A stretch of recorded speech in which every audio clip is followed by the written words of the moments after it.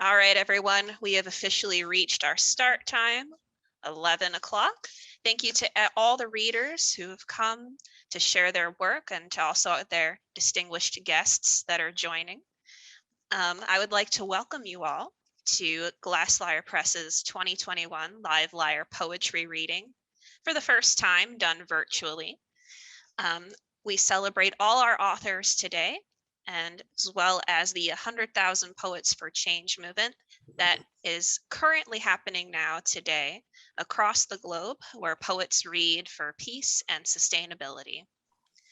We're going to keep things moving along pretty quick here. I won't go on much longer at all. I want to make sure everyone has, good chunk of time, about, 5-6 minutes to share your work with us.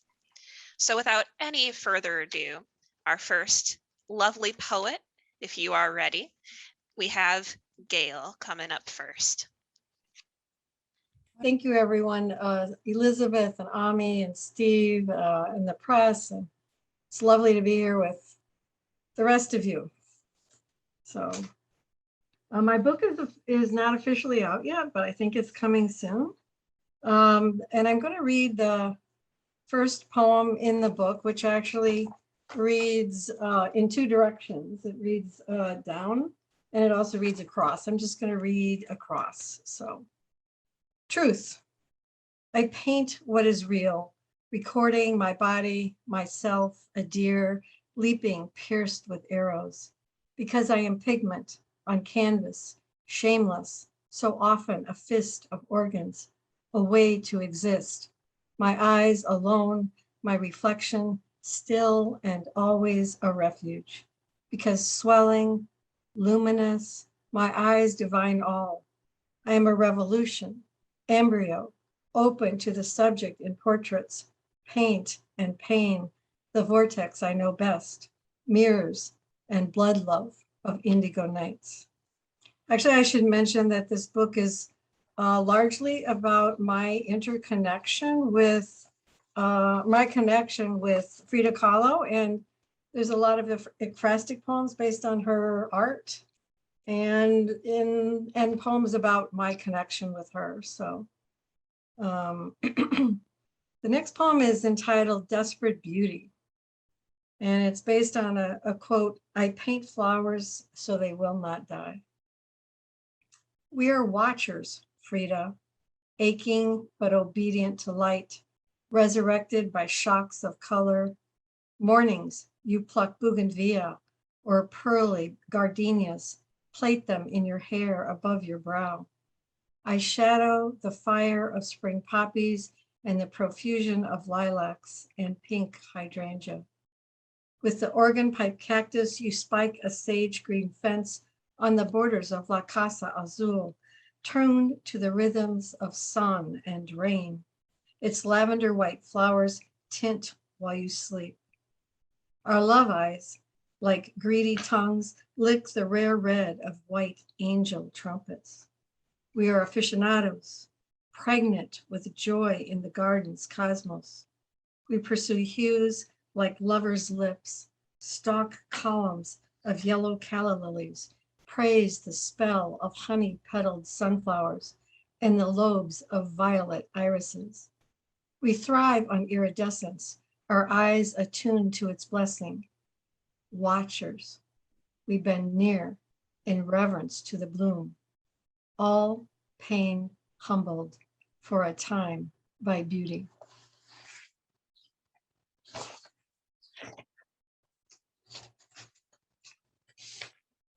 The next poem is entitled Frida Kahlo Speaks to Adel Limon About Bright Dead Things.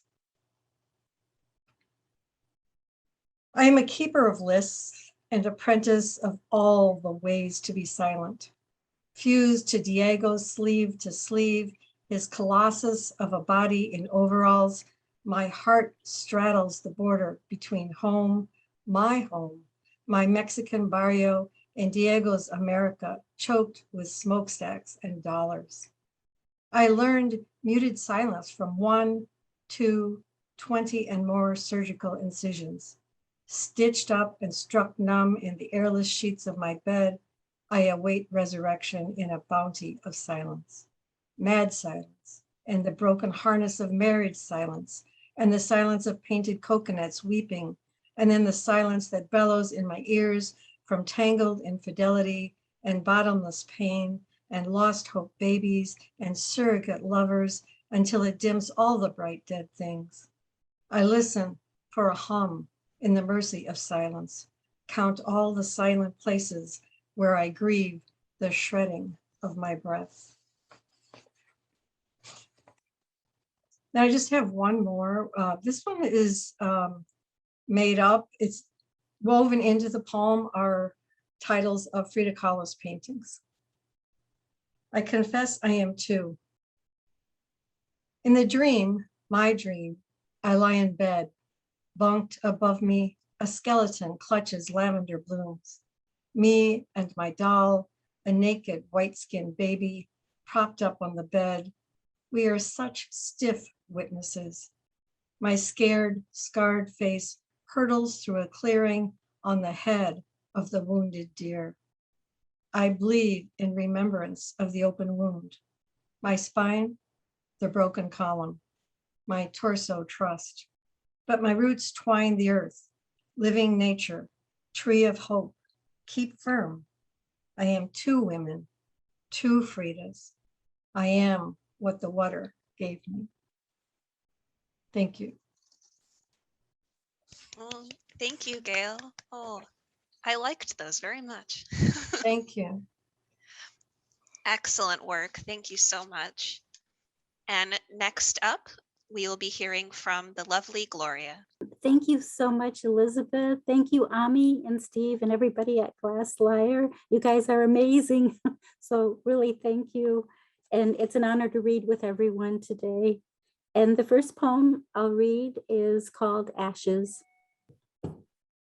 Bury me into your heart. Don't forget, even when you distribute my ashes, embers of arms will flow out into the world. What will I attach to? The rain will push my ashes to the ground, mixing them with mud. Stepped on, maybe someone will bring me home on their shoe, wipe the mud off with a rag, throw it away, then off to the dumps. This is all I am, garbage, to be buried again into non-existence. There is a chance I will be recycled. Later, I could be part of that doll your child embraces.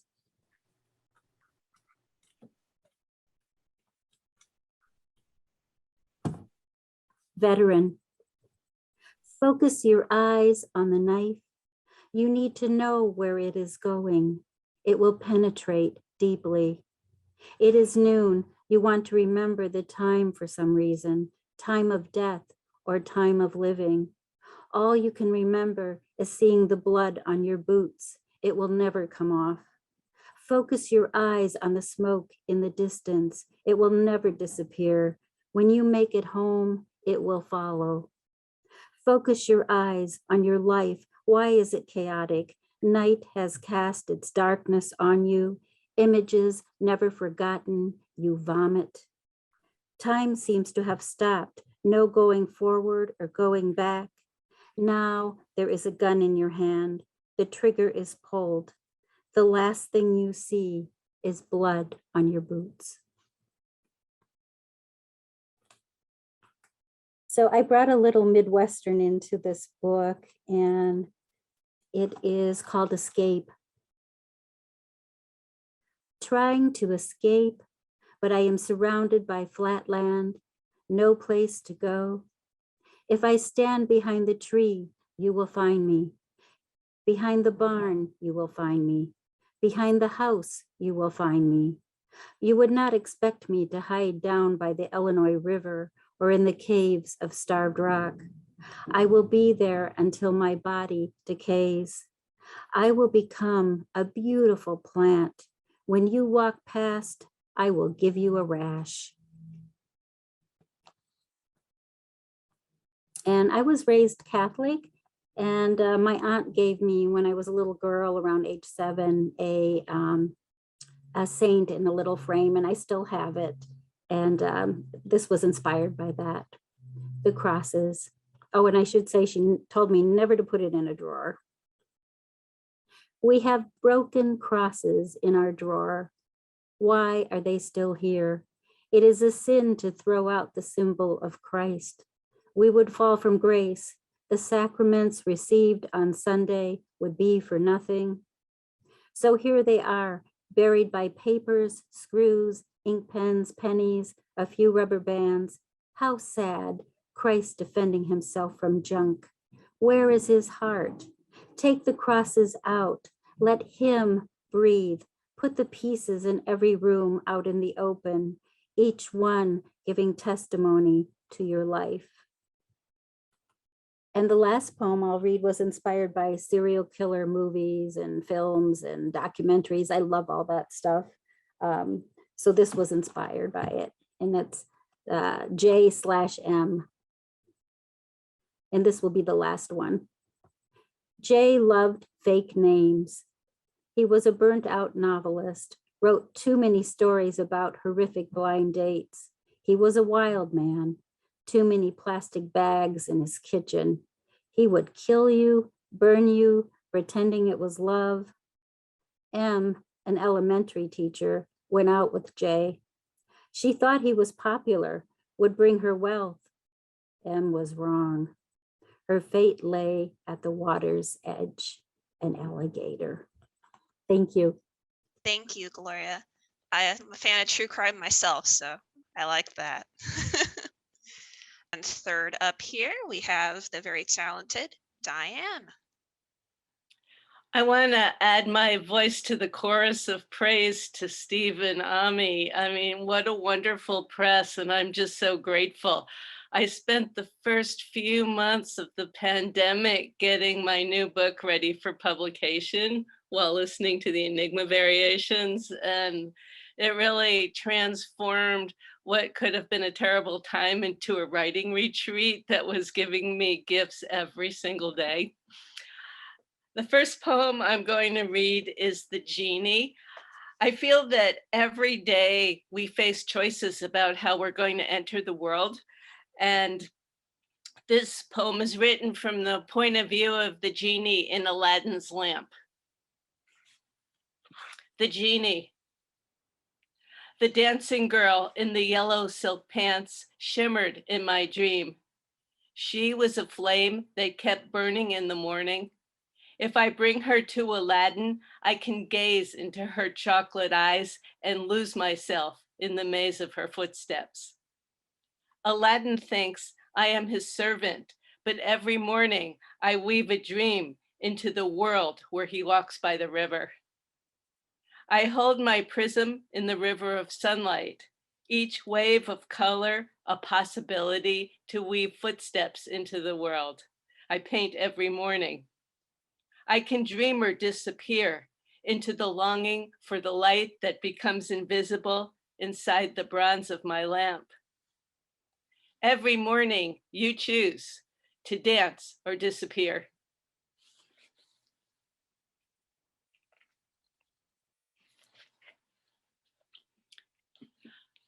My next poem, In the Voices of the Birds.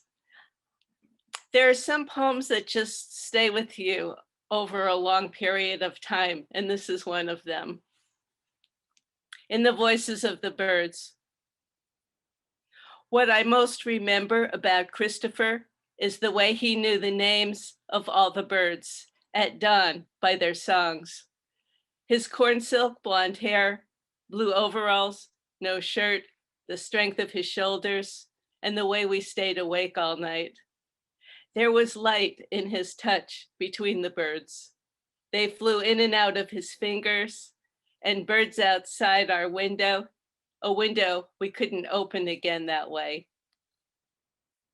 We met when we could after that, in Iowa, Switzerland, San Francisco, in borrowed cabins by two different oceans. You took me to my brother's wedding in a red pickup truck, made fun of the priest and his future mother-in-law, which you claimed permission to do because you were Catholic. I remember the way you hurt me, what you said, and the sentence I typed on your portable Smith Corona in Nantucket before I left for the last time. It was November, with a light dusting of snow over the sand.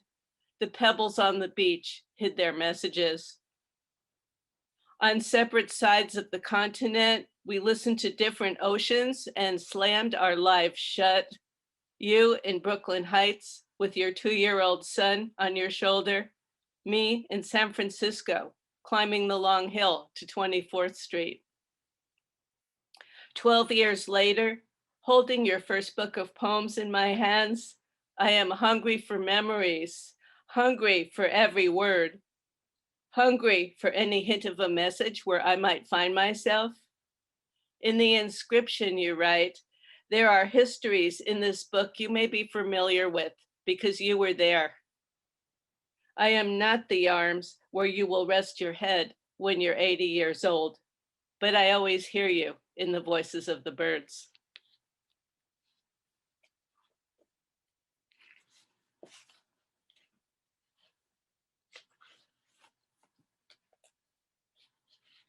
And my final poem is Turtle Island. In the Native American tradition, the earth is called Turtle Island. What if the world was created by a giant turtle swimming across sky at the beginning of time? What if the turtle carried dreams in her belly, giving birth to fish and stars? What if the high-flying tern marked the world lines of space and time with nets of aurora borealis? What if the donkey said the humans are a joke, spinning through space, juggling fire and ice? What if the crab said, crawl sideways if you want to uncover the dreams that are painted inside of shells?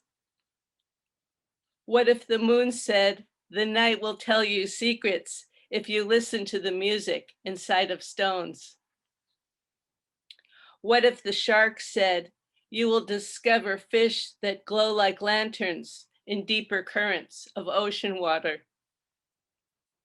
What if the octopus said, your dreams are tentacles into a future filled with fish and golden apples? What if the turtle keeps swimming out of the sky to a universe hidden somewhere else? What if the buffaloes stampede with their ancestors across the Great Plains under an ocean of sky? Buffalo Woman says, the world is a dream or nightmare. Weave your visions with tender hands. Thank you very much. Next up, we have Peggy. Hello, everybody. It's I've never read in Chicago before, even virtually.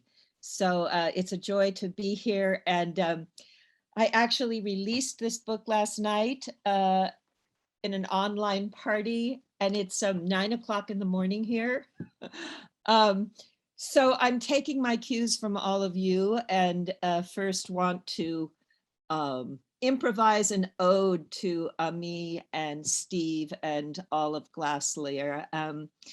This is my first book, but not my first project with Lyre, and I love the care that they give to people's poetry. I like to call you, Steve, the master of mind changes, because this book was written and put together in 40 days. And on my daughter's birthday, I saw the submission for the chapbook, and on a whim, I sent it in. Never did I think it would be picked up at such a young age. So the book came out at about the time I would pull a manuscript out of the drawer and begin to really refine it. So I changed my mind a lot, and Steve was always there for me. So thank you, Steve. Gail has inspired this first poem, reading about Frida Kahlo. And one of the dedications in my book is to my dear friend Perla Bataya. And she's a singer who sang with Leonard Cohen for many years, and about 10 years ago, she was invited to write a poem for an opening of a Frida Kahlo exhibit at the Met. And she and her writing partner went to the exhibit and they wrote 10 love songs. And that's where I met her, at a reading of those songs at Beyond Baroque. She went on to, somebody wrote a play about it called The Blue House, and it's about two Fridas. Anyway, this is the last poem in the book, and it's dedicated to Perla. Gathered Safely In. It has an epigraph from Leonard Cohen: dance me through the panic till I'm gathered safely in. If I end you till the dance of time, will the dance continue, or will time stop it? Will it circle back, spin retro, causation, take its own sweet punctuation, mark of a question? Call me you by my name given. The syllables look right past me, the wrongs number, the mountains burn, rage flares, masking in the streets, streets roped off, hope, loss, rot. If I end you till the dance of time, will you ration me like paper? Will you roast me earthwise, a forest mouthed in honey crisp? Will the eye of your apple seek early emancipation?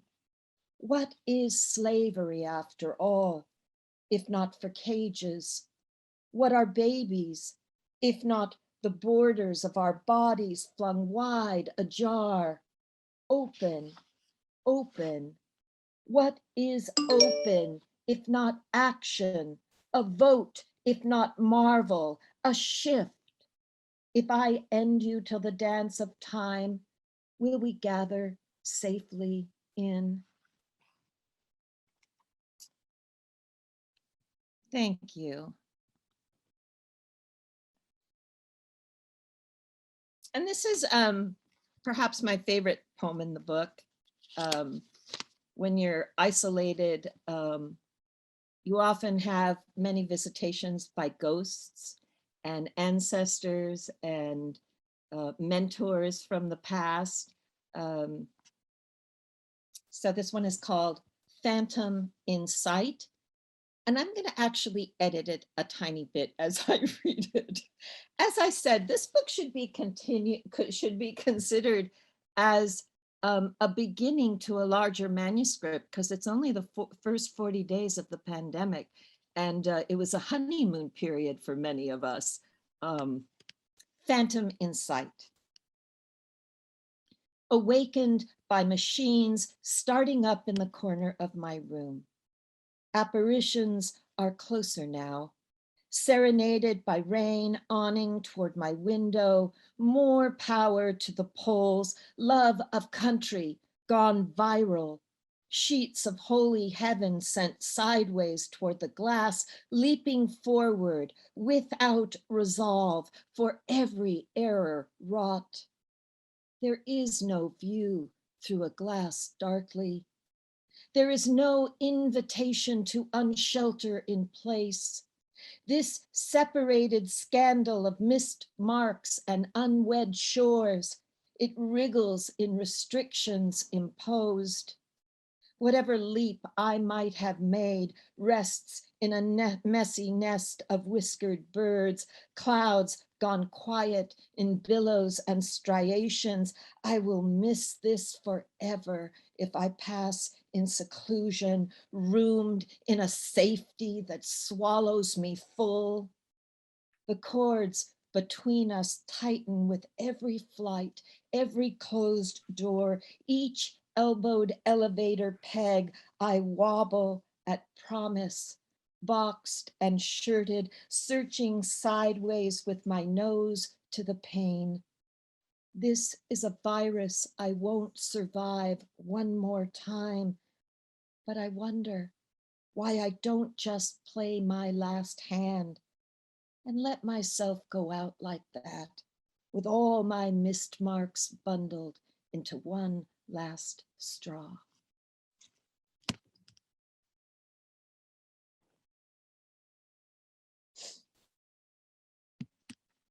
The original title of this book was Of a Middle Temper, which was taken from some Francis Bacon essays that I was reading about health and wellness, as I was trying to figure out what that means. I mean, how is health and wellness that depends on isolation, which is probably one of the most damaging things that any human psyche can go through for a very long time.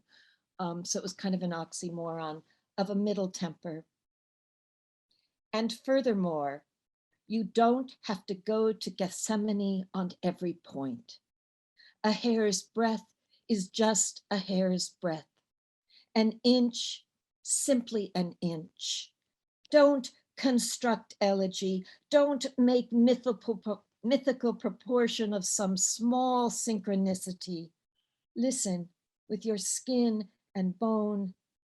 Ears have so little purpose in the hunger of the heart. Your power source cannot be renewed in this position. Pawn your indecision for whatever you can get. Be no more patient. Be whole in your singularity. Rest at the crest of nothingness. Your nothingness is everything. Everything begins again at go.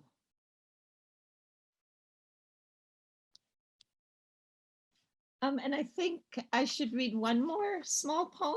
Does that sound right, Elizabeth? Yeah, time for one more, I'd say, and that's about Okay, I'll read a time very there. short one. Yep. This is called Newborn, and this is a poem to honor the first responders. Nothing broke my heart more than the nurses with those deep gashes in their face, living apart from their families, begging people to be vaccinated. Newborn. The cranial arc is tender at birth. See the way first steps mimic dancing, the way piquets in a row are a small forest, light streaming in from southern exposure, a wish to the north end of a coral reef. Extremophile caving is a dangerous sport. Only adults are allowed to jump out of planes. A young girl with crossed legs and a fear of heights, the grainy sky, while paces the grainy sky while clouds gather and hell breaks out over New York City. A doctor is forced to choose for God, and we can't stand in allegiance for that. Singing last rites sheds a mercy from nurses who have left their womb for the Eastern Coast. Thank you. Thank you. And last but certainly not least, we have Kelly. Thank you. Thank you so much, Elizabeth, Steve, and Ami, the dynamic duo. Honored to be part of this group of wonderful poets, and really great because I've read the majority of these manuscripts in their entry form, and it's lovely to hear the poets give them life off of the page. A real honor. I'm going to be reading 3 of my nature-based poems from my collection, Shade of Blue Trees. As Diane said, it is like 9:30 here, so I didn't want to go too crazy into the heavy, deep stuff. So I thought we'd go Northern California nature. And this one I'm going to read first is one of the earliest that I wrote in the book. And it was also how I got to know Ami. She was one of the first people to publish me in Pyrene's Fountain way back when it was online only. And in a slightly different version than it was published, but I just wanted to say how grateful I was for that very, very early support. It means a lot, meant a lot, and probably one of the reasons I continued. So thank you to her. It's called Magnolia Solangiana, or Saucer Magnolia. 1. Mistrustful of evergreens. Defined as deciduous was part of the appeal. Every living thing should shed its skin once a year. One left in the back, nearly dead. Perfect. I'll take it. 2. Sculptural is coral, judging by the photo. Slender, bare branches promise to proffer dark purple saucers of tea, goblets of port, depending on my mood. If she were lipstick, I would name her Violet Empress. 3. She didn't look like much. A few jaundiced ovals resembled leaves. 6 years until she felt strong enough in smooth pewter skin. Long buds broke open in late winter, unexpectedly white, with pink veins, little scars along tepals, soft as well-worn suede. The next 2 are set in Big Sur, where many of the book's poems were either started or finished, and the Northern California plays a key role throughout. This is called Begin and End at Big Sur. See the coral dust over the mountains? The hooves of sunrise horses are in full gallop. No one told the bees it was a silent retreat. Look at my palm, where these slivers of heart and fate intersect. You are here. What if a woodpecker has a migraine? A dying ash, its upturned barren candelabras, still majestic. My trailer's sliding door is stuck, gives a little more each morning. First whale pod sighting, cerulean breach and swirl, worth the sunstroke. I'm convinced this sowbug crossing my path is the same one who made love to my eraser last year. A schoolgirl crush on ponderosa pines, spiky hair, limber branches, muscled cones like silent birds. In late afternoon, pampas grass tapers shine silver as the hair in my brush. Starburst spores float over my shoulder. Someone's made a wish upon a dandelion clock. I turn around. No one is there. I hold the sun's hand until it falls asleep. The ocean creates its own light. And this last one is called Fig Tree at Big Sur. Each day leaning into morning, 5-fingered leaves wave in unison, beckon jays for branch play. The youngest leaves arch green faces upward, devour sun off the Pacific. The golden elders bow closer to earth, the perfect shape for water to run as rain, as fog, down to the root line.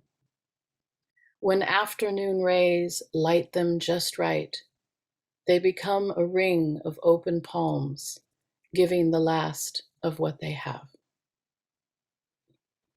Thank you guys so much. Thank you. That was lovely. All right. Kicking off our Zoom session today, we have Connie Post. So I'm going to start off with something that's important to me, especially in light of it's all the poems are going to be from Prime Meridian, and I like to show the cover because I just love the cover. Never will not love the cover. For all the stuff that went on with the gymnastics women and they're coming forward and all the way that they've been treated. And so any of you know my book know that there's a lot of trauma in it. And so I just want to say this for everybody. I'm going to start with this difficult poem, and it's called For All of Us Who. It was my brother. It was my uncle. I was alone. Someone was in the next room. It was my father. I was young. I was in 3rd grade. I was in college. I knew him. I didn't know him. He put something in my drink. I was wearing winter clothes. I wasn't wearing any clothes. I was on my way to work. I was on my way home.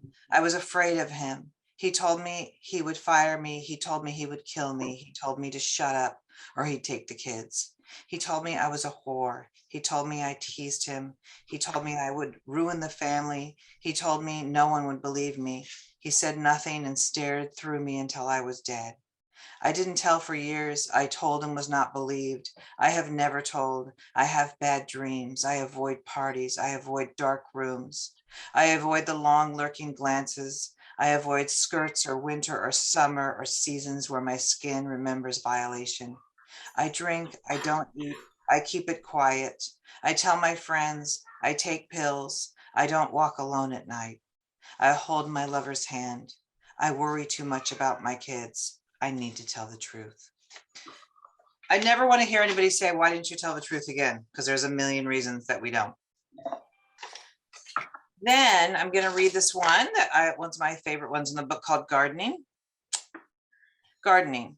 After my father would beat one of us, he would place flowers on the kitchen table the next morning.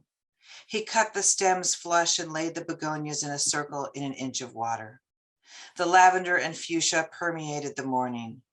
We were called to breakfast. We ate waffles and said nothing of the raging blooms. The apologies buried in the ordered way the flowers were arranged. We looked down at our plates, eating, gorging, ignoring his sun-scorched hands. These days, I spend time pulling petals out of my body, placing a shovel into the open earth, placing flowers back into the ground. And this one is about watching the Olympics and Nadia Comaneci, and then watching the current Olympics, going back to look at YouTubes of Nadia Comaneci, checking the time. I watched the video over and over, fixate on her thin frame, her small poised hands. She was 14, I was 14. Her body takes flight above the uneven parallel bars, the first perfect 10 score. I sat on the hardwood floor, my legs crossed, pretzel-like, breakable. In 1976, I too was practicing floor exercise and found ways to unfold my body. I learned how to hold myself in specific postures, found ways to fall gracefully. Often I wondered about Romania. I wondered about small rooms and the way she looked at herself in the mirror late at night. I watched Nadia. I watched her. I prayed for her safe landing. I kneeled in front of the television set and ignored the smell of booze and the particular way it crept under my door at night. I wonder if she looks back, does she ponder how she escaped, how a young woman will cross a border decades later, knowing she can never return. I'll close with one that's kind of redemptive about my relationship with nature and how I think a person can attach to that and get a lot of healing. Walking beside October. I come across a blue-gray salamander frozen in the middle of the wooden bridge. I step over it and it thanks me by scurrying away. I think of the way I used to stop in the hallway when you'd pass, hoping you would not spill your Jack Daniels down my legs, hoping your shirt buttons were fastened. I remind myself why I take walks at dusk when the sunlight abandons the house. I hear solstice calling me home. I hear the salamander move the weeds aside and run back to the shallow creek bed. I look back and thank this traveler of this small country for teaching me how to move across a rugged terrain without a passport or even a name. Thanks. I'm looking forward to all hearing the rest of you. Thank you so very much, Connie. All righty. And now we have Shannon. I am thrilled to be reading from my new book, The Girl Who Talked to Paintings. It just came out last week, and I want to say thank you so much to Glass Lyre, to Ami, to Steve, to everybody. I wrote to Ami last week and asked, how did I get so lucky to be in such a wonderful community of writers? And I think the only thing you need to know is, as the title suggests, many of the poems in this collection are ekphrastic. Ways to View Jean Miro's Triptych Bleu 1, 2, 3. Start with the left and you'll see rain on a windshield after a storm. Begin with the right and you'll see only a kite string drifting against the sky. There are 1,000 ways to begin a story. With the middle, perhaps, is best. With a red sewing needle stitching up black holes. Or maybe they aren't holes, but pebbles skimming the water seconds before they sink. There are also a million ways to interpret a story. The way I took my lover's silence for indifference. The way she thought my idle chatter was irreverence. The way sometimes I thought my sneaking to her house in the middle of the night was so lonely. Our secret rendezvous collecting like black dots against blue canvas.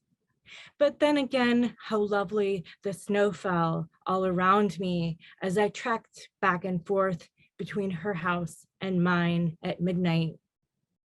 The sidewalk appeared like black ovals beneath my feet where the snow had melted. These tiny openings. How easy silence seemed, chosen, not imposed. Like something I could lean into, like a simple red sliver, a blot of paint to embroider, decorate, to strip back, cut. Yes, maybe this is the best way in. So a lot of the themes in the collection center around what is not said and different forms of silence, whether it's self-imposed or otherwise. This is called Self-Portrait in White while viewing Salvador Dali's Figura in una Finestra.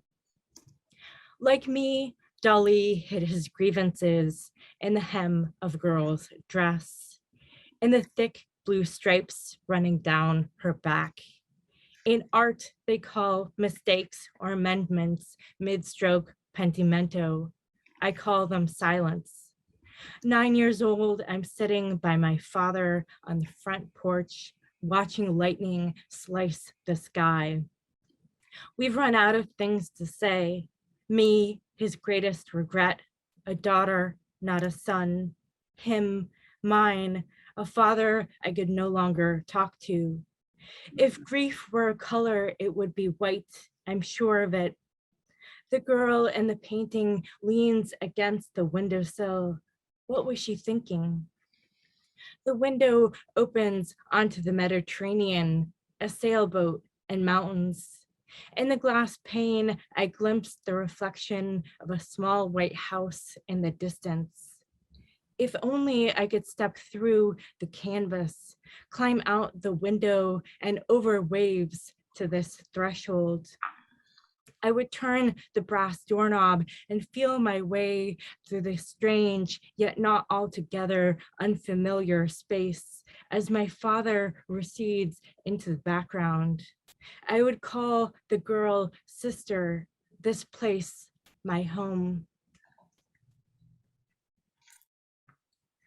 So if anyone knows me, they know I love wordplay and puns. So this is called Word Games and Space Travel. And it's based on a Michael Thompson painting called Girl with a Hole in Her Stocking. A hesitation, a hole, a rip. Sometimes my thoughts proceed like this, where one thread loosens, then another, only to contract elsewhere.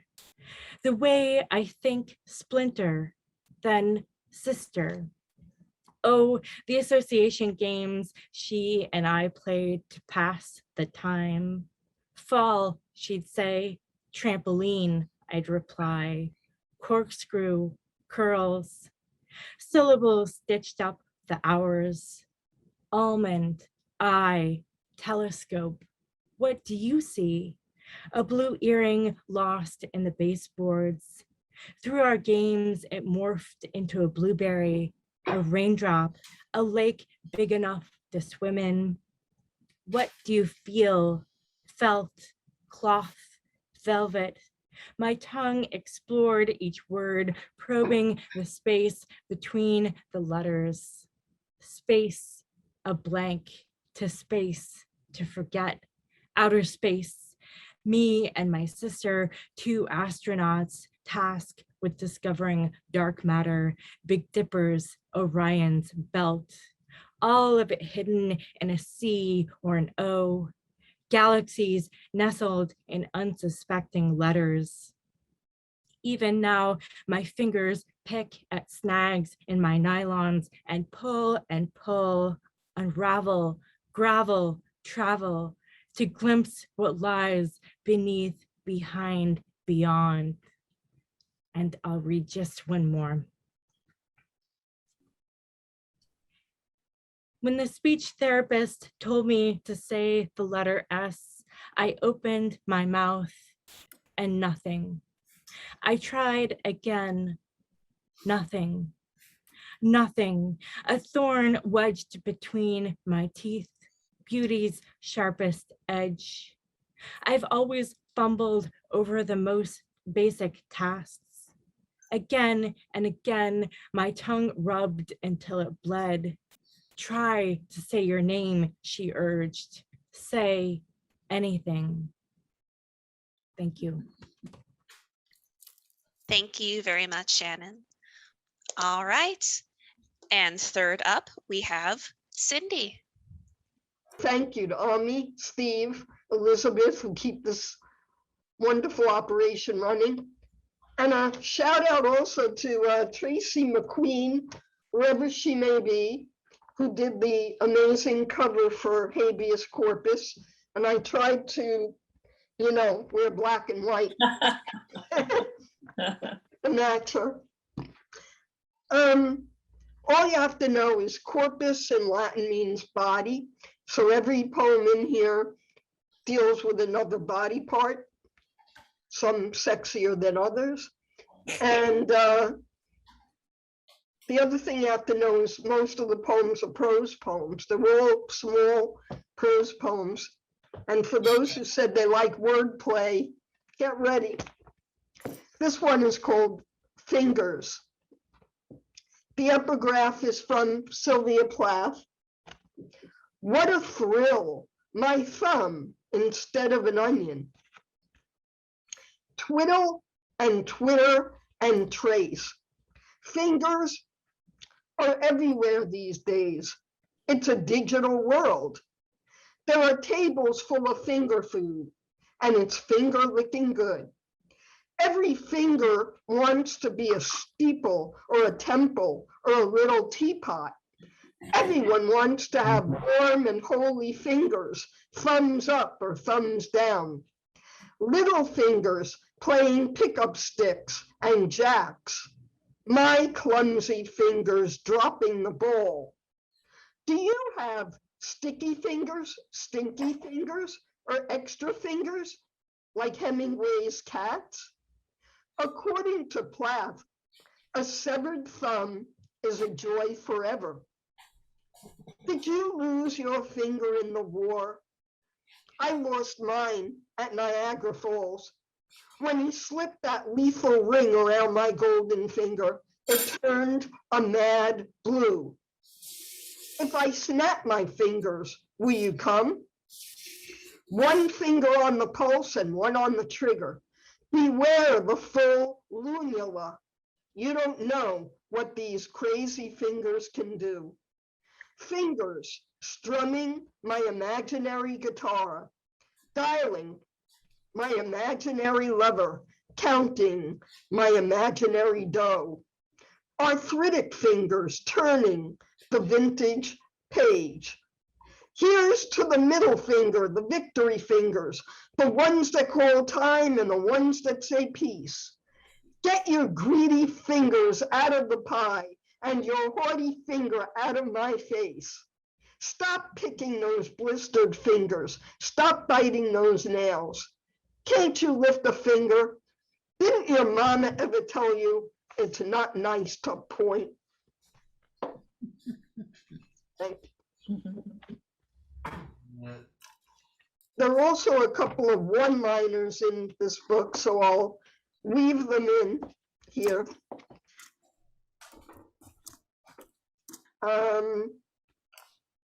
This is just one line.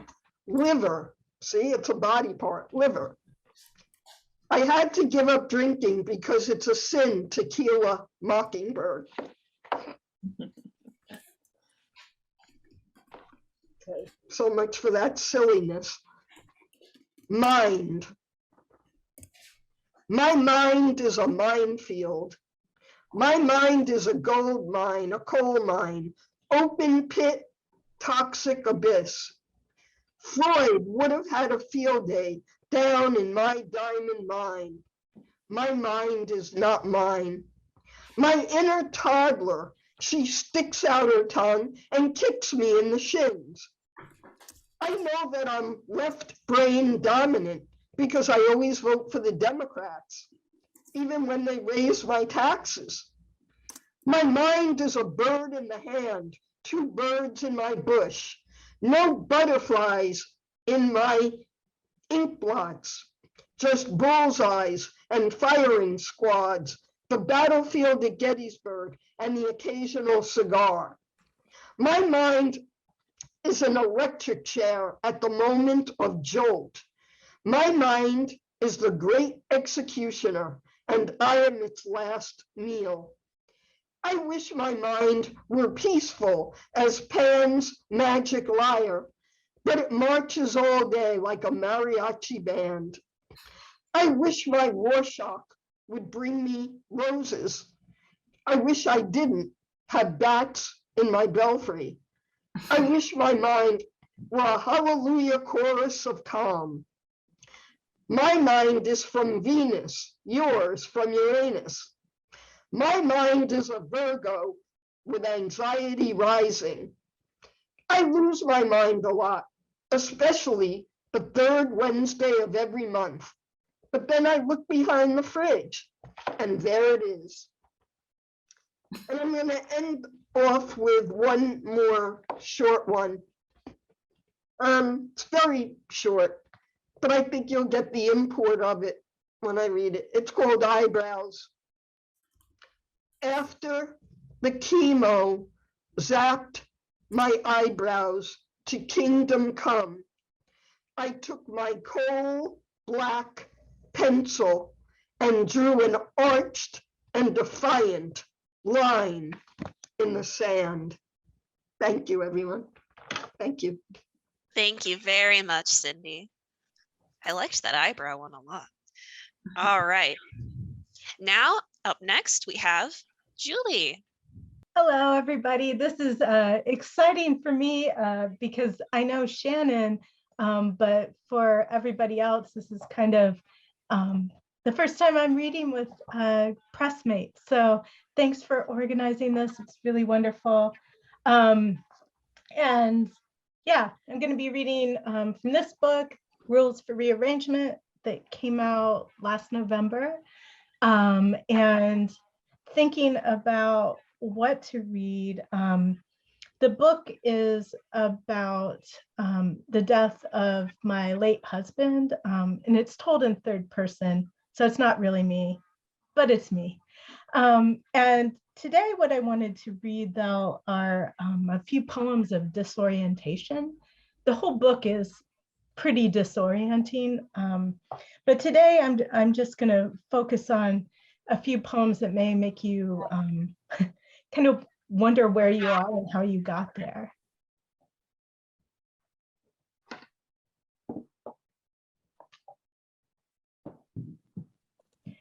An alien lands in the middle of the town square where you were born.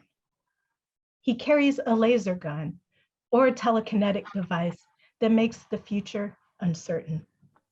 His set of demands includes a siphon for the ocean, all the olive branches, and the children.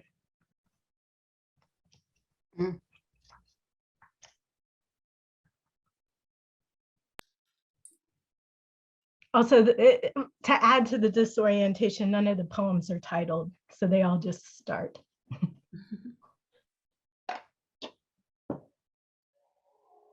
Leave, she repeats. The cough inside her is a little ball. Then she realizes a ball cannot hear. A boy must accompany the ball. Please, she tells the child, take this ball away. I can't reach it. The boy is young and nimble. He could easily zoom down the hallway and kick it elsewhere. She keeps the light on, hoping. Little boy, can you hear me? She is stuck inside her body's flimsy walls. She knows he is a very busy child. He might be crawling through a tunnel or floating in a bath. The hall closet is filled with thousands of toys. He might be lining them up from door to door.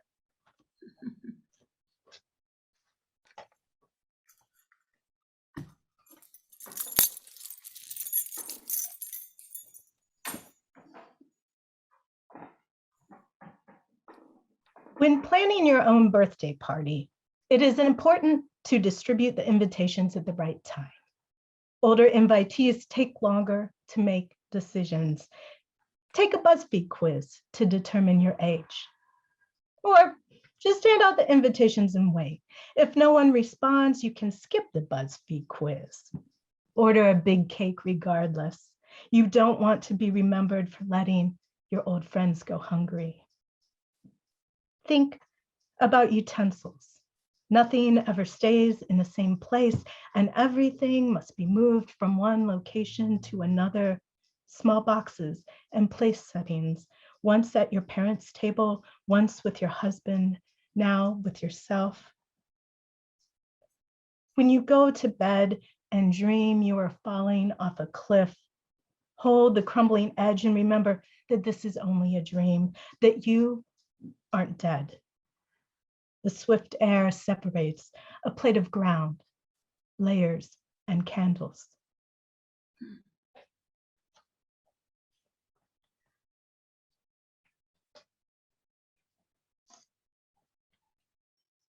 And this is the last one I'll read for today. Nothing better than to be alive and open-mouthed. She is remembering, learning. Her fingers spread across another's jaw, the hinged bones, the back and forth kisses that keep seeking. Peaches she tasted as a girl, one bite out of each until all the bushels were tested. The mother who opened the basement door to discover the change in harvest, who could not convince her of her crime, who made punishment as peach juice lingered on her tongue. He smells like leaves, every glassy surface filled with veins, ripe, blushing skin. Thanks. And last but not least today, Megan. Good morning. All right. Thank you for, can everyone hear me? Yes. Okay, good. Always check first. Thank you to Ami and Steve and everyone over at Lyre Press, not only for creating this space, but for this community of writers. I have made some really profound and inspiring friendships, getting to know my pressmates. And so it's really cool to have that opportunity and to be part of this. Thank you for including me.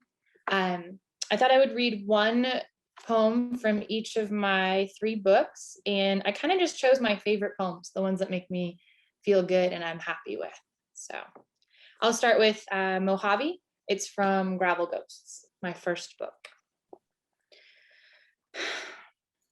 Mojave. Christmas is out of place in the Mojave. It's beautiful at night when the pinkness turns the mountain frame to background. We're driving it, the route to LA, and because there is only one, when traffic stops, everything lacks options. I think about the cactus leaves that have been tripped by the unseasonable warm, how their bloom, the color of rushed blood, glows in the low light, so transparently that I want to touch your face, shout, "Happy Bloom Day," but don't. Instead, I draw upon the silver needles of sagebrush that never show seasons or age.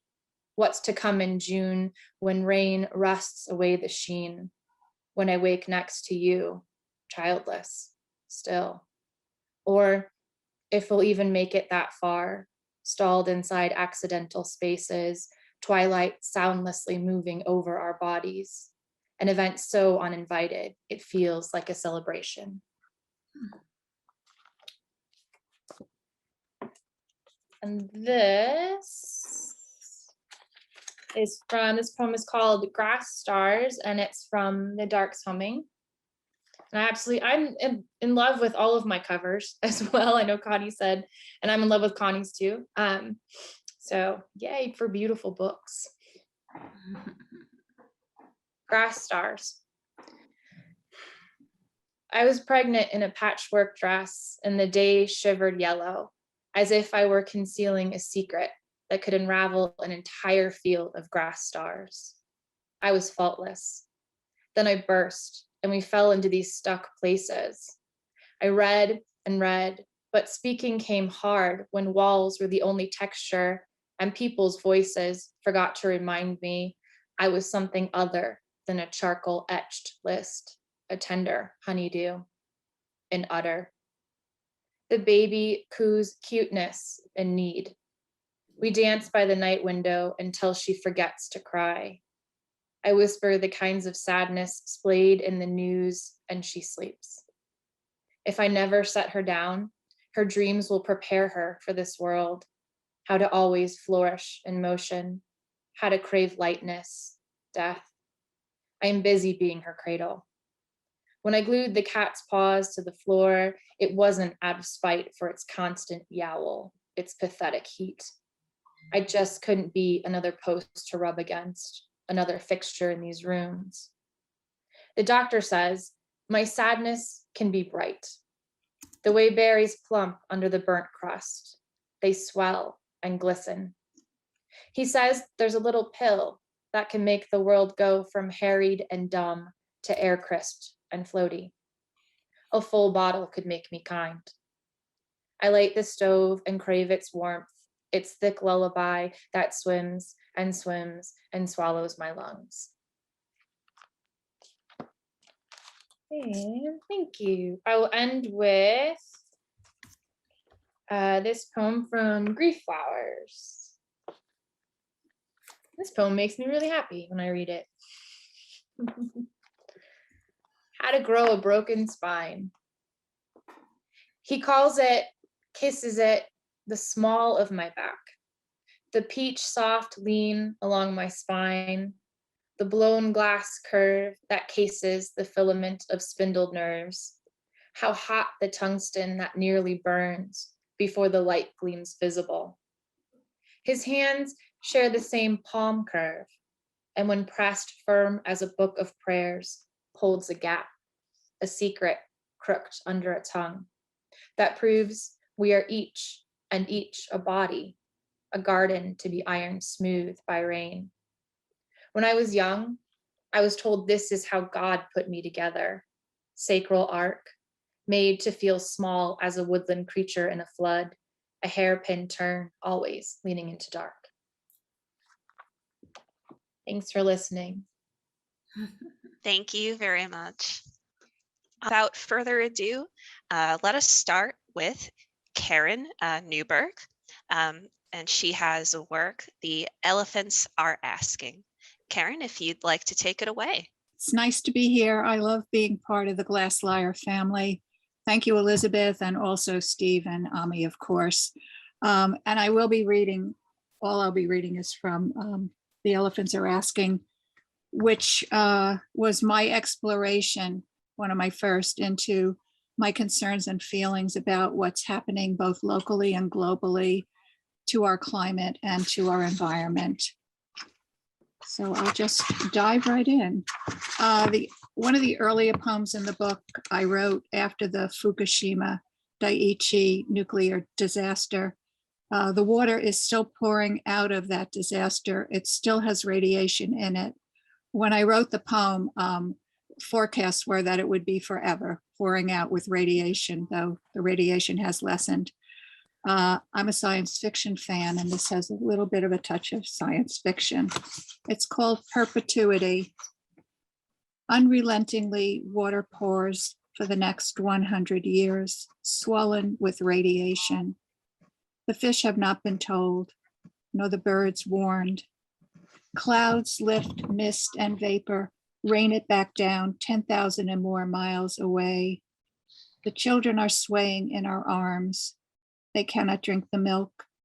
Mothers help them put on their masks. Fathers weep. Whoever remains will hear the stories which will grow like cancers. Whatever remains will glow in the dark, bone by bone. And the next poem I'll read is the title poem from the book, and it's also the first line of the poem.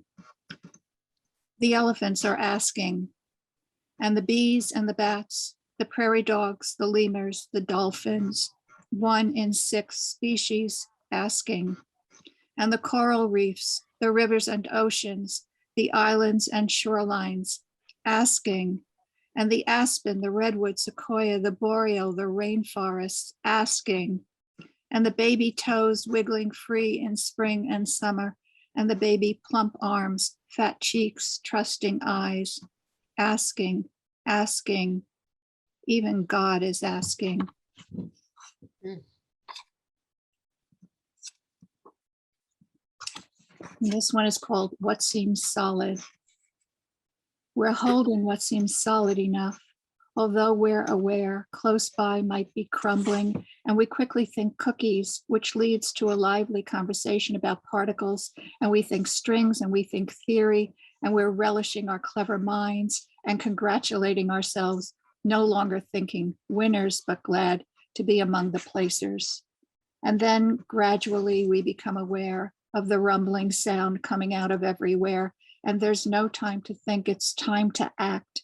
And where whatever is coming has already risen past our knees, but we don't think apocalypse, for we never believe that story. But somehow the word is roaring in our ears, and we think again, time to act, yet we're standing here thinking and saying it, and we're not acting. And I'll end with a poem called Occupy Today, which you'll recognize goes a few years back to the Occupy Today movement. Occupy Today. My hiccup sobs are drawn across this rough-hewn world. Look at me, my sparkle waterlogged with disproportion. Forgive me. Forgive my persistent worry, my lack of courage, my haggard eyes. I have seen falling continue to increase its pace. I've also seen the newborn just washed and combed, and I still believe in the redux miracle called hope. I just can't find it, and I'm sinking in the search. Some days I only want my mother. Some days I want to wrap my arms around the world. I see the future falling at an accelerating speed. Let me not drown in the dry heaves of resignation. Thank you. Oh, wonderful. Thank you very much. All righty. And up next, we have Katherine Gekker and her work In Search of Warm Breathing Things. Thank you so much. Boy, those were absolutely beautiful poems. It's an honor to follow you. And I want to thank everybody for hosting this and for Glass Lyre Press for giving my book In Search of Warm Breathing Things a home. I'll be reading from that book, which contains personal, sometimes quirky poems. Often they tell stories, and many of the stories are about the death of my mother and the end of a marriage. They're about the agony and tenderness of our relationships with each other. My mother died many years ago, and this poem is set near the very end of her life.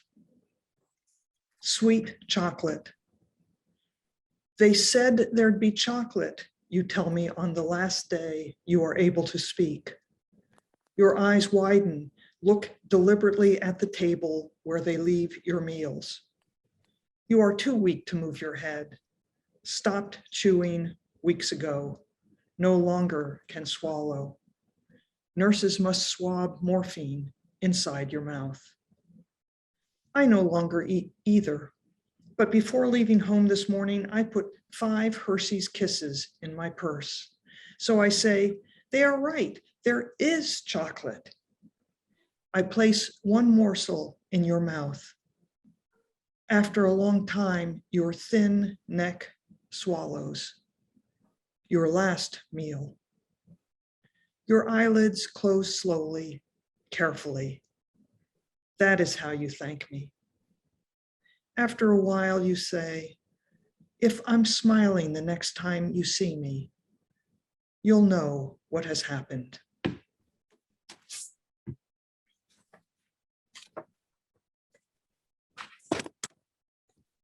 After my mother died, a friend gave me a gift to a spa. This poem is about the memories and feelings that arose during the facial. Day of Beauty, facial. The attendant knots a towel around my face to hold my chin and hair in place, like the towel the nurses wrapped around my mother's face to keep her jaw from dropping, as if we cared about that. The attendant crosses my hands on my chest, wraps a blanket around me, like the sheet the nurses wrapped around my mother after we crossed her hands on her chest. So she looked like she was praying, as if they needed to make her presentable, as if she weren't already beautiful, her face thin like a girl's. When they brought the gurney to take my mother away, we all helped wind her into that sheet and finally covered her face, so we never saw her again, so that the last touches she had were from those she loved. Today, the attendant wraps me and turns me and touches me. She tells me, this is a day of beauty.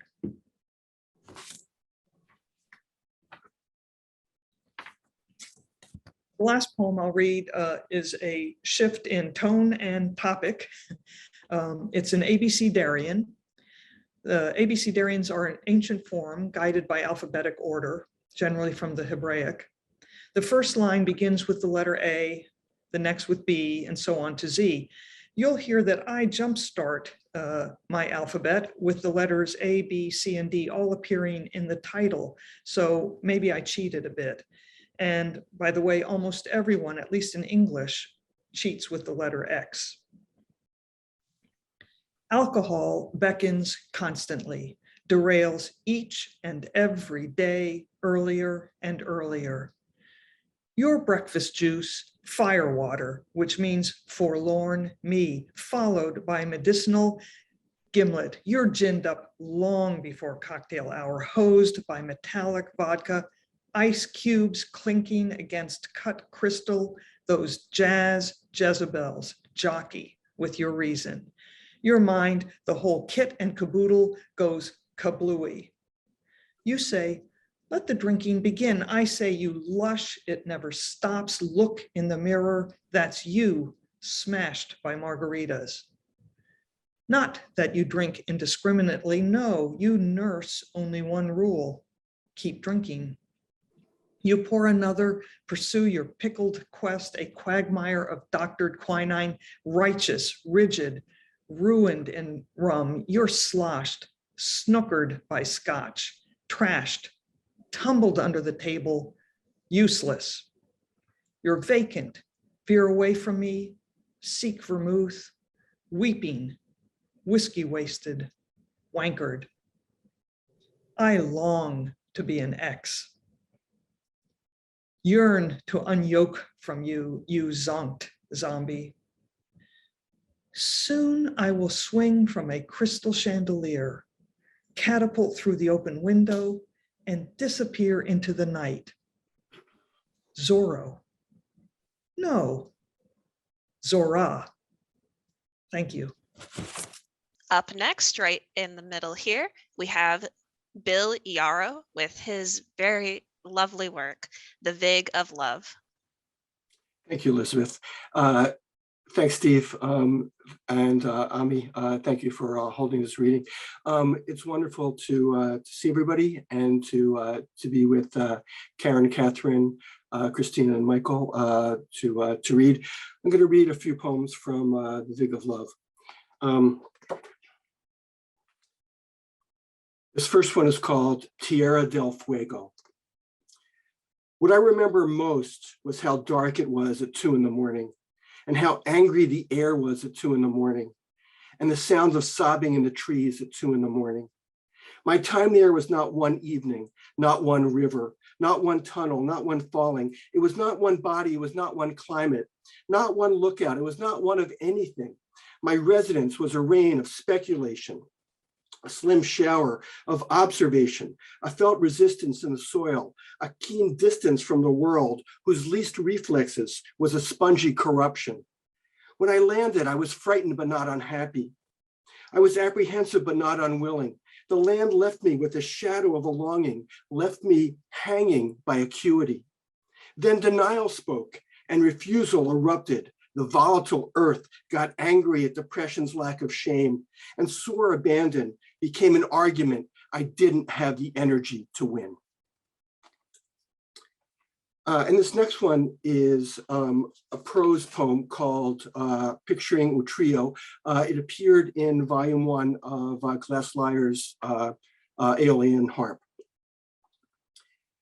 At him, always pestering him with unanswerable questions. Why does he paint this? Why doesn't he paint that? He doesn't know, he just paints. Things that strike him, the things he sees, a dim shadow on a monument, twisted sunlight on an awning, the blue hieroglyphics of decay, a cat in the wine, the white endless facade of homes, the pink and gray of skies in love with loneliness. She watches as he stirs, oblivious of everything. He rises, washes out his eyes, pours water through a spoon of sugar into his glass, and begins to sip his pale green drink. Absinthe makes the heart grow fonder.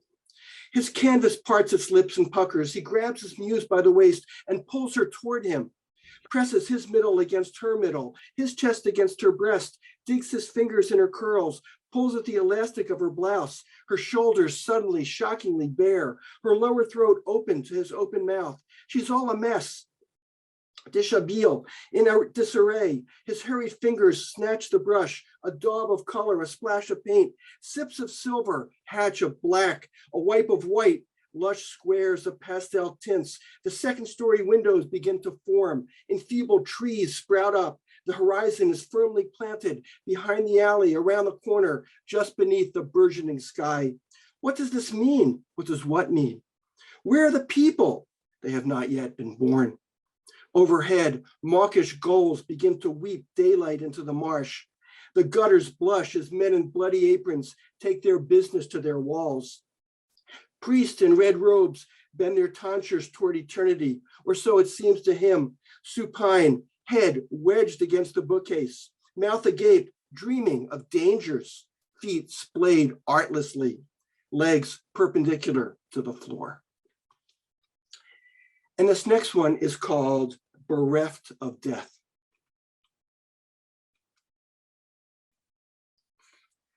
Had you survived, I would never have forgiven you for not telling me how sick you were. But you died, so what's the point of holding a grudge? Let it gutter. Last week, I visited a really swell West Coast home built on a hill overlooking the Pacific. I stood there and saw your reflection in the clouds, heard your voice in the industry of the lawn. I met your little boy 6 months after your funeral. He's a charmer, to be sure. So were you. May he outlive, even outdo, his passionate dad. Maybe he'll be the future mayor of La Jolla, or be someone like you who rose in the world on the strength of his sense, and like a Telemann, upheld the refuge of those who had no place to go. Jesus, I knew you when you were hale and stout like Cortez. And the last one I'm going to read today is called The Rising Tide. The new world is filled with old people with good posture and a disdain for odd postures. I'm just a rental dog myself, looking for the guardian of starlight, peeing on expired parking meters and barking up all the wrong trees. A decade ago, I was new myself. They put me in a factory next to Six-Fingered Marie and gave me tea biscuits and sugar water at 4-hour intervals. My hands crumple from the ironwork, and only a jug-handle yoga pose could unbend me. And so will it be with my soulless effigy, as proleptic ratiocination seeps into itself and disappears, as the polished ego dips directly into dullness, as Ivan Karamazov deliquesces, as Imlac loses his footing, as Lyre begins to stink, as Pangloss rises again. Thank you very much. Next up, of course, we have Christina Seymour with her work, When is a Burning Tree? Christina. Hello.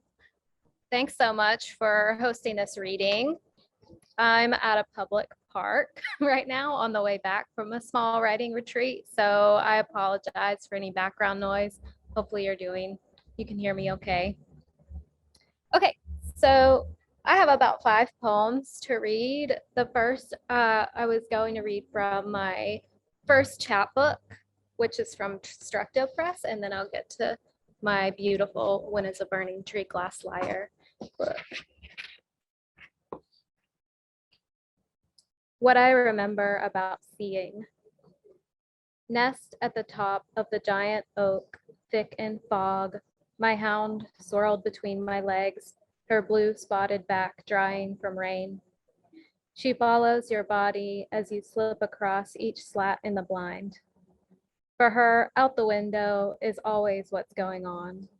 And here, just the lop of the dryer, the refrigerator's moan, the cupboard's shimmy, you jimmy the lock to my fear of loss.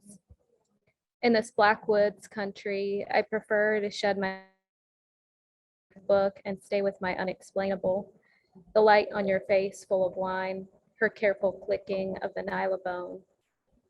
If ever there were a sorrow close to us, this moment wouldn't know. This kitchen, a daybreak that the meadowlark takes for its song and leaves us studying the same false filigree floor, off in our own ideas of heaven.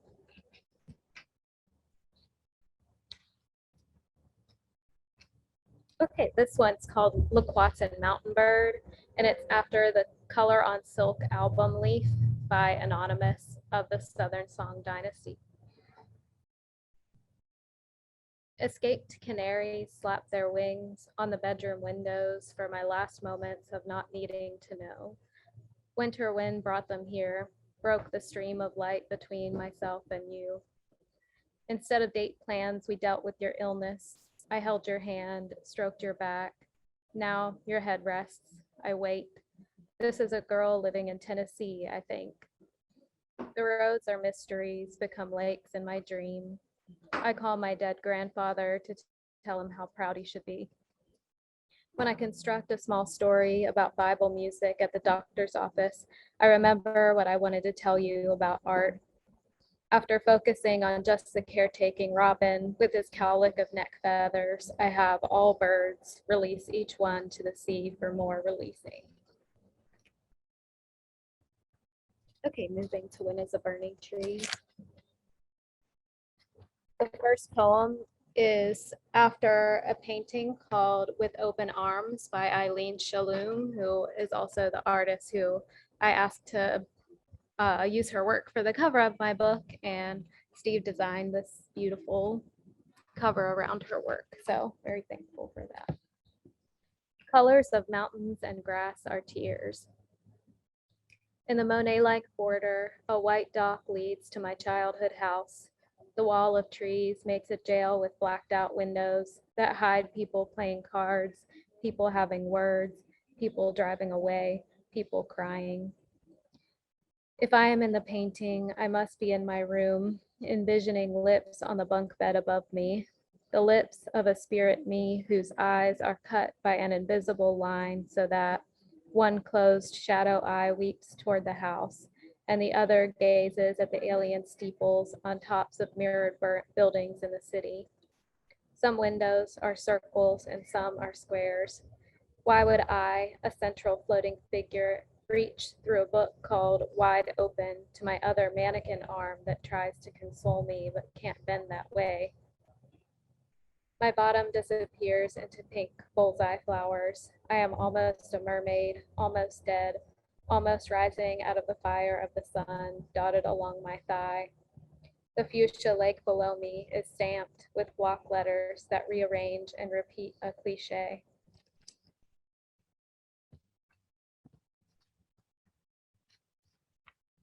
Two omens inside the amber alert. Dead rabbit in the yard with its arms and head gone. Only the torso, only the hangers of its back legs. Report said he had groomed her with song, groomed her by listening. Then, under the rock on the porch, the salamander rots, white edges on the turquoise body where legs used to be. Mid-evening, red sun traces long dead pines like fingers that gripped the missing girl. Forest floors combed by feet to find her. A deer stops to sniff her perfumed hand as it becomes part of the goldenrod. The rabbit was found first by my dog, who gnawed its neck like the fox with the white-tipped tail I caught jumping, blood mark on its mouth. Then the salamander. She led me to it, wanting to cover herself in the reek of a lifeless thing.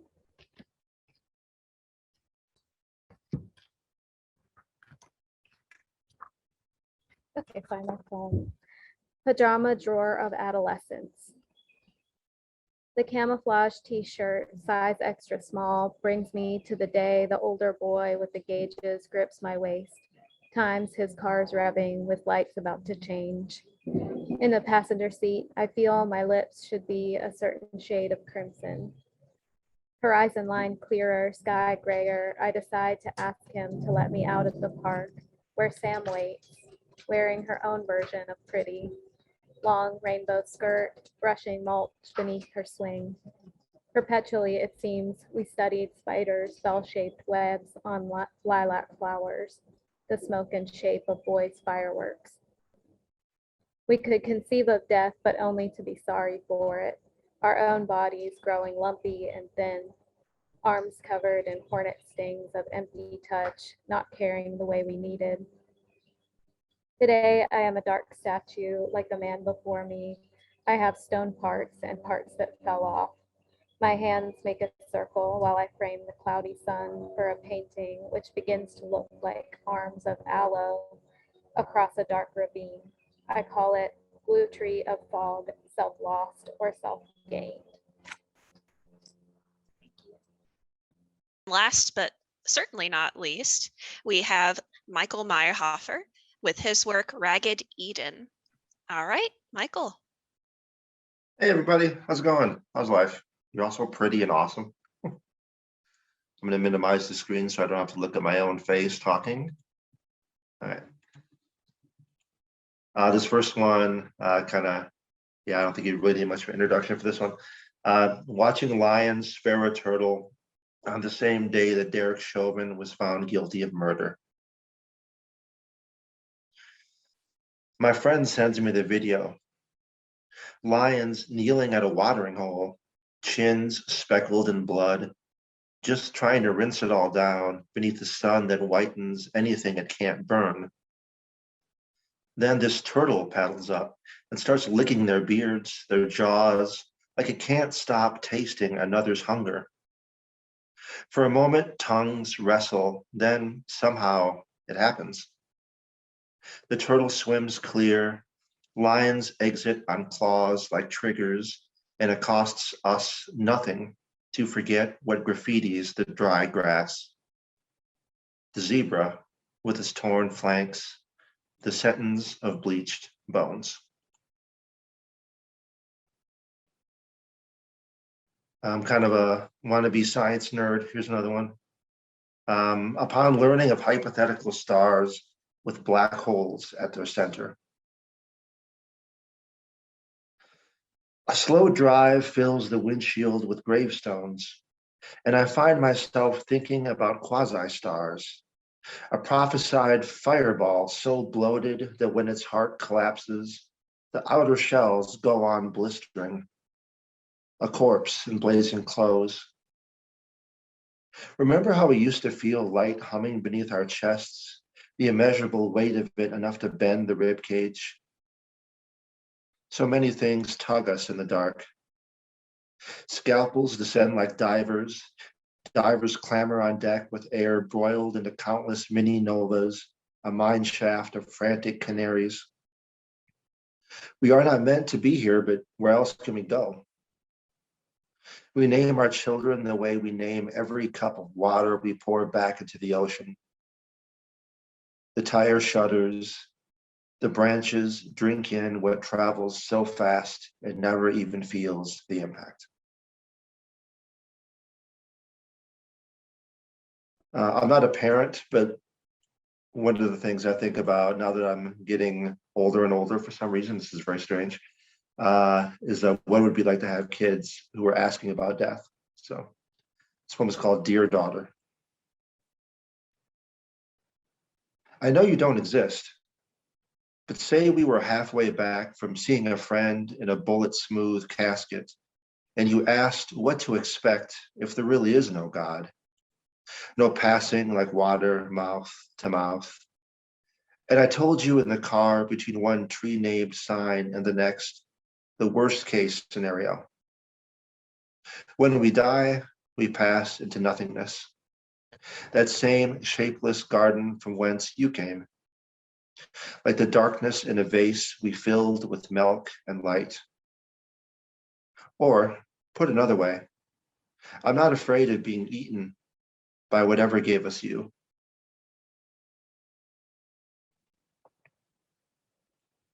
A couple more. I asked a good friend of mine to give me a poetry prompt, and she said, write about couches having assholes. So that's what I came up with. If couches had sphincters, that means, like us, they are born with mouths that need feeding. It doesn't matter that we can't see them. How often have we pulled open their guts to find the remote control they mistook for mother's milk? Sweet Christ, how they suffer. All those shocks of spilled coffee, chipped crumbs like shards of glass, toothy bouquets of house keys. For us, they wreck their spines. They sit naked in the dark, waiting. And still we leave them on street corners amidst all that dust and rain without so much as an apology. Never mind how we'll feel later as we sweep up the mess they used every inch of their own bodies to hide.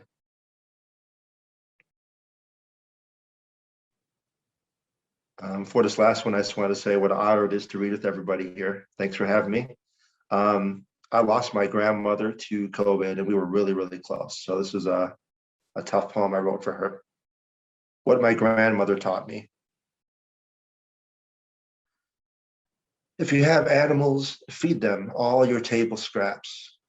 Wheat crusts soaked in gravy and grease, crumpled rags of chicken skin, that dark knot of bone in every pork steak. There's no such thing as cannibalism, just life circling back around. Pray often. Expect no reply. Start each morning with coffee so strong only vinegar can thin the inevitable stain. Keep a diary. Sweep daily and you'll never need a vacuum. Alcoholics are like stray cats that cannot be rid of fleas. If you choose to be a gardener and people want to shake your hand, they should expect to get dirty. Learn the names of flowers, how to separate cherry blossoms from honeysuckle, even in the heady tang of manure. When you open canned vegetables, that hiss of air means nothing soured while you are away. Mind your cellar. Rain is not a bath. Iron rusts. Wood lasts longer than plastic. Drink tea only when you can't sleep. Render fat to make your own suet cakes to keep songbirds in the boughs. That way the sky won't forget you. The best dryer is a clothesline, but always check the folds for sleeping butterflies. It matters not at all where each pan goes, just that they can be returned where they can be found later. Funerals aren't the place to grieve. If ice hides the highway while you're tending an infant, A diaper can be fashioned out of rags in an old bread bag, but remember to rinse away the crumbs. In time, everything hardens into glass. It doesn't matter what you write, just that you wrote something and signed it. Be ready to readjust the antenna. Mourn even the best trade, because it means something was given up. Wars aren't the only events that leave you feeling like an unmade bed. Soup should simmer until carrots and onions and bone broth hang like dewdrops from the ceiling. If your crackers go stale, you can crisp them in the oven. Remember me, if it's not too much of a hassle. Thank you. To begin our lovely session today, we have Margo, and also I believe she'll be reading from her work, Before the Drought. Take it away, Margo. Thank you, Amy. Thank you, Steve. Thank you, Glass Lyre Press.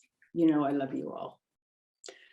I'm going to begin reading the final poem of this book, and it comes with a little story. A woman I knew many, many years ago suddenly wrote to me out of the blue to say that she had come across a poem of mine and that she wanted me to know that she'd always loved the poem and that by the time I received her note, she would no longer be in the body. And I closed up the envelope and I sat down to write, not knowing whether I was going to be writing a reply or an elegy. And I learned a week later it was to be the latter. This is the poem. It's called Dusk. This is the place. No chairs.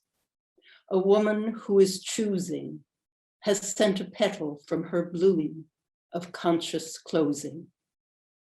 The woman who is choosing when scratches vellum. The rook stands. The woman in the nest of the phoenix hovers nearer her edge, like that brood of birthing opal-throated pigeons in an empty flower trough, thirsty, one stare above my sill, breaking their shells one by one. She repeats my words from dusk in a jungle where medicine leaned small against thorn trees. Each poison growing in a forest lives beside its antidote, we always said. I am still eager, I said, or the scent of hyacinth. The woman remembering who is choosing when to die will curl before leaves have blood-burned September. Surrender by starvation. She doesn't name her illness, only how many days. 3 more. The woman in worn white cotton washed us in a tide pool, brewed petals, shouted under egrets at the edge of rain. Bon voyage to me, and love life as you live it. She scribbles blue before her breath ends, a day and a night, and the broken slant dawn.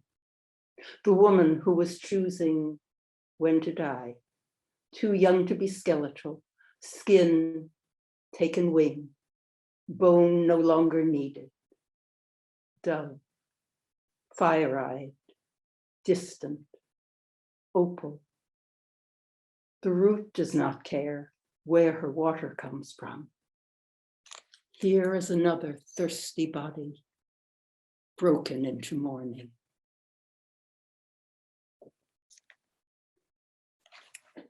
And the second poem I'll read is called Beyond My Used Up Words.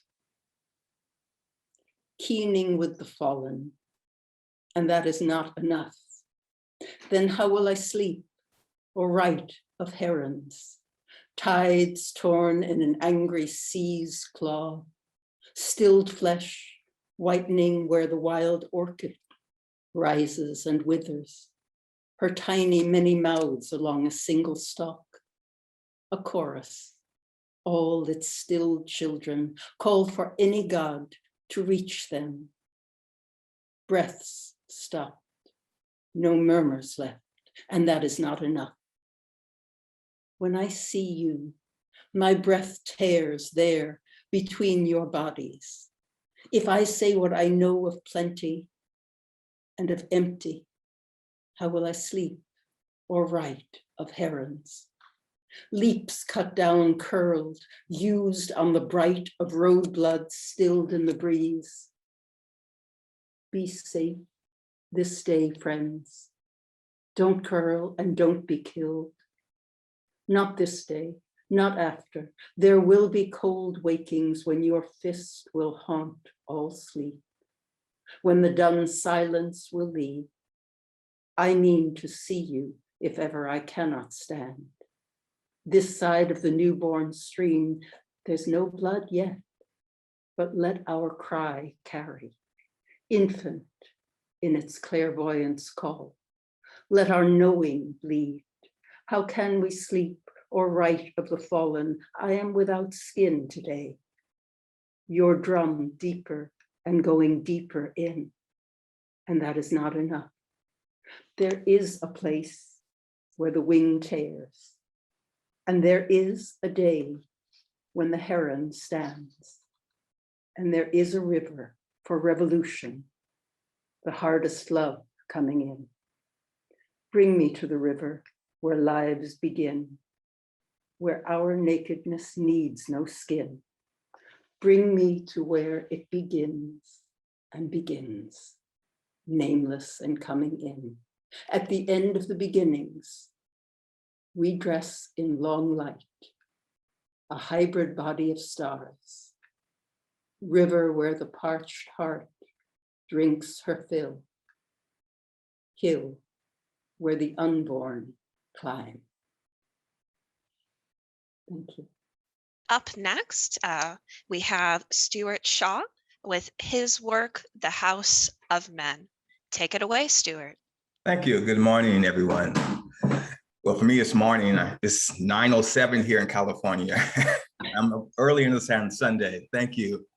I want to thank Ami and Steve and all of Glass Lyre Press for making believe that I am a real poet, actually. So thank you. I'm going to read a few poems from my chapbook, The House of Men. I think I'll start off with apostasy number 2. Daddy was a ditch digger. When he was below, he said he could feel the creep of time across his shoulders, down his 6'2" frame, through his tremulous body, through swilling gut, through his traveling feet, stuck in one place. Down below sea level, memory wavers. There is no chain of consequence. All that went before holds little thrall or meaning. It is easy to forget how you came to this place, this circumstance. Dig and dug is all there is. One by one, he teaches us kids how to dig a hole. First, he says, determine why you are digging. Garden, fence posts, a secret tunnel from dream to reality. Where underground utilities lines lie. Map out the ley lines between ground zero, home, grocery, and liquor stores, Nirvana and back. Then find the right tool for soil, a shovel or spade. Cement, use jackhammer, backhoe. Always wear gloves. Save the hands. From blisters, calluses, keep them soft for caressing, holding hands. Now dig.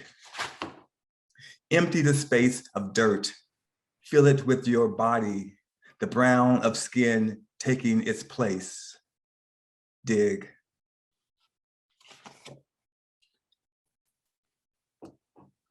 Next one I will read is The House of Men, which is The poem from the book titled The House of Men. There is no touching in the house of men, just wrestler moves, power takedown to touch, no touching, no removing of veils to tenderness.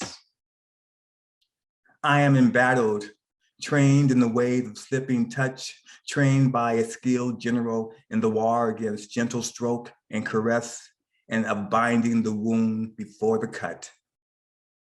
The tongue and the eye and the heart can lie, deceive the senses into believing they are real. How many times has he said, I love you, just to disappear? How many times, how many heartfelt gestures turn to dust after midnight order? This house of men is bankrupt, has no doors or windows. We all sleep on barren floors, face to back to, enslaved to dreams of doing as signs of love, doing as gift more powerful than the touch that seeps through the bone to spirit, to DNA, healing lineage. The house of men sits in light, full of praying hands coated with grief, praying to become doctors, fakirs, psychic healers. The house of men is filled with boys, with babble, the talking outside of the lines of hollow speech. The house has age, but no wisdom, age, but no men inside, always morning, never afternoon or night. It's men begetting boy, begetting men. And one more from this.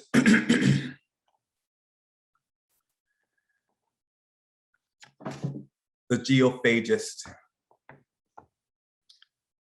She says her heart is a stone. When pregnant, looking for salts, she swallowed an ocean. A pebble found its way in. Birth was a tender tearing, a world sliding between her legs. Later, her emptiness calcifying in her chest. The recipe said, dig deep into muddy banks, red cliffs, California soil, rocky and parched. Eat, taste through salt, sweet, burnt hands, burnt bodies, sweat. There are hollers left in the hills to be digested and spat out. Tender mercies, curses left in rocks, ribboned with tongue marks, festooned with faded directions to the keeping place. Chalk holds answers, lime, iron, magnesium, spices informing, and when there are no words in the walls, within the outlines, beneath feckless paint chips, behind plaster, swallow pebbles, fill the belly with gravel talk and whispers. She hopes there is truth in the telling. Red clay dug up under full moon, tucked gently under lip, fingered rounded balls swallowed whole, helps the blood flow strong. Limbs aching for travel move. She swallows Bibles, scripture melt beneath her tongue. Paper cuts crisscross throat, ink lined lips, black and blacker, lacquered, finished. The covers tree lined with names. She leads for last till there is no room in her chest. And when she could find no more words, one by one, she ate her fingers. First nail, then flesh, bone. Maybe there was something left inside, a dream, a question would flow free with the blood. Thank you. Next up, we have the very talented Allison Joseph, who I believe will be reading from, among other things, The Purpose of Hands. I take it away, Allison. Hello, everyone. Actually, I am reading not my own work, but the work of Jon Tribble, who, along with me, was a Glass Lyre author. Jon passed away on October To 2019, I am his widow. I'm reading on his behalf, and I am so proud to read his work and highlight the beautiful relationship that Jon had with Glass Lyre Press.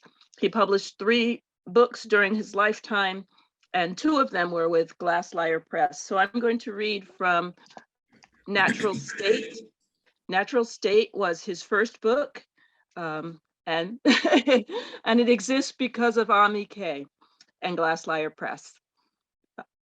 Those of you who knew Jon knew that he put his own work on the back burner so he could get other people published through Crab Orchard Review, an annual journal, and the Crab Orchard series in poetry, which is a series of books being published through Southern Illinois University Press. But this afternoon, the spotlight is on Jon's own work. So I'm going to read 2 poems from Natural State. The name of the collection comes from Jon's home state, Arkansas. And the first poem I'm going to read was a poem that he published while we were still in graduate school. Jon and I were graduate school sweethearts, and it was his first major publication, and it was in poetry. So that just shows you what a fine writer Jon was. This is probably his best known poem. It's called Fathers. His hands touch mine like a fly landing on my fingers. I don't know if he touches me so softly because he thinks I will break or he will break.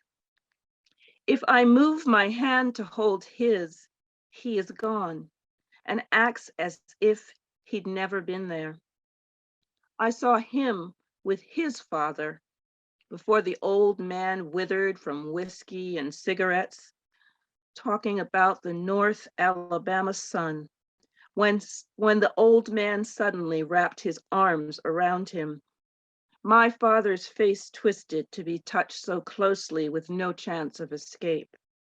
His arms stayed frozen at his sides as if the hug had crushed them, and he stood answering his father, hands almost reaching up, but unable to pull away from his legs. I'd never try to hug him after that, or even touch his hand, unless to test him. And I know he'd never fail, nor I succeed.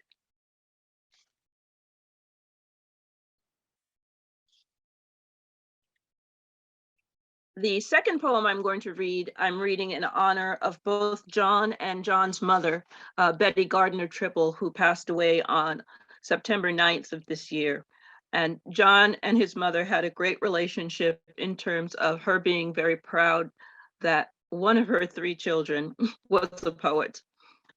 At one point during her life, she did not have enough vision to read his poems. So on one of our trips to visit her in assisted living, Jon did an impromptu reading of poems just for her. He would read. She's definitely a child of the Depression.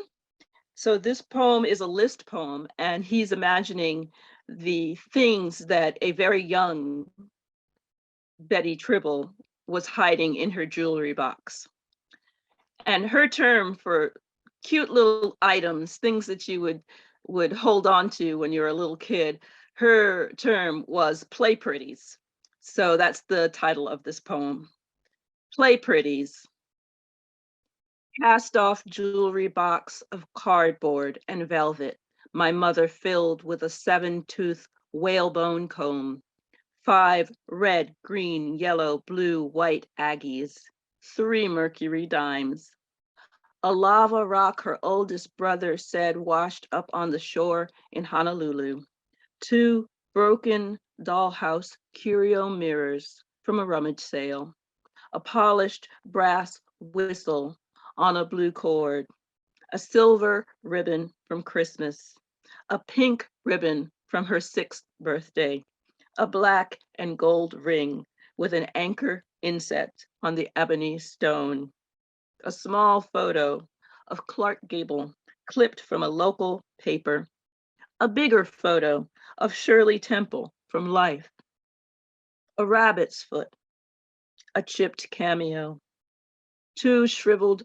buckeyes, and a yellowing photo of her father posing with a walking cane on a sunny afternoon before she could remember losing him. Thank you. And then last but not least, we have both Kathabela and Rick Wilson. And I believe Kathabela, among other works, author of Strange Figures, which I believe, oh, I forgot the title is longer than that. I apologize, but take it away, Kathabela.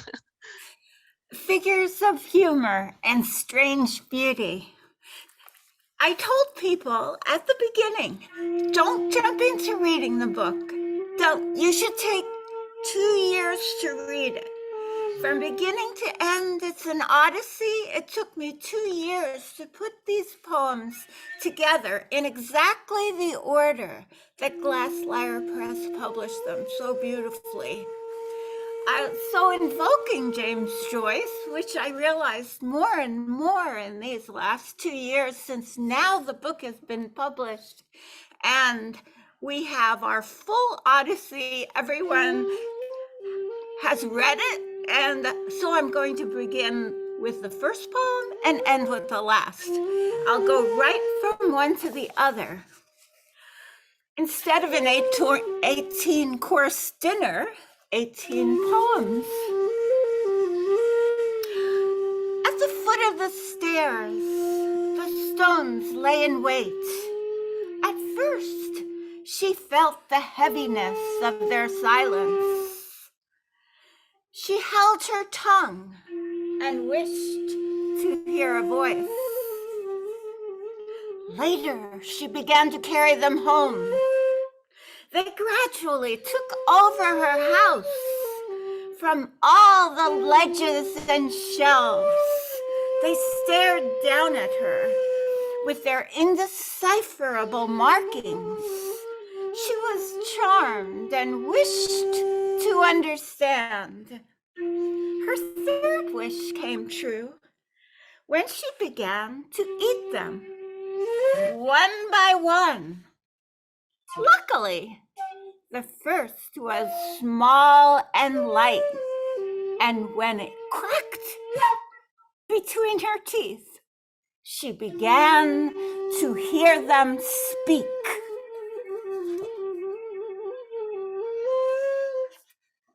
Rick is playing a Bonsuri, always accompanies me in each reading. Her book. There was a certain ecstasy in the uprising that gave her voice. She felt it in the air around her and in the long saturated earth. The winter rain had been intense. The storm had raged beyond its season. Now she was crossing the bridge into a world that was the result of such excess. This was her poem. She created as she walked, one long line through the overgrowth of flowers. It was her path to the sea. From the overwhelming debris each day, she posed one solitary shape of rock or wood against the sea and sky, figures of humor and strange beauty. She created them with her eye. That singular gesture caught in the moment before speech, poised before the ocean's indrawn breath about to disappear. In the afternoon light, she saw her favorite rock further along the shore. She walked quickly toward it in the rising tide, knowing her back fit perfectly into its curves, anticipating the rise and fall between waves in the space and the sense of syllables that would absorb her. And the space between waves became the words that would be the spray that moved her. She posed herself as she had posed the others. The tide rose, the sun slipped into the sea as it painted her silence. She was alone on her rock that seemed to drift out amidst the deepening water. She glanced back to where she had walked on that narrow beach, as if fallen flowers had upsprung to bloom again. Her creatures gathered in simultaneous return, each to its place, mouths open, gesturing toward one another and the sea.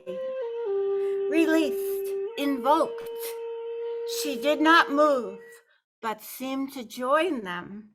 They had gone beyond speech, become one voice, and came through them with a roar, as if from a distance.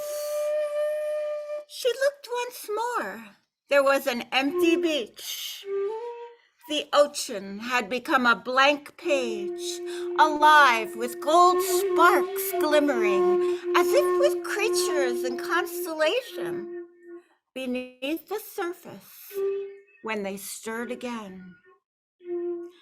She relaxed into stone curves and listened as if to what was read aloud, continuously turning transparent pages spread over her lightly. She breathed between waves of words and heard the whispers of their torn pages against the shore. Immense, above, the sky awash with stars. She watched until one with bold stroke fell from sky to sea. And in its flash, she saw herself on her rock. She was an illumination in her own book.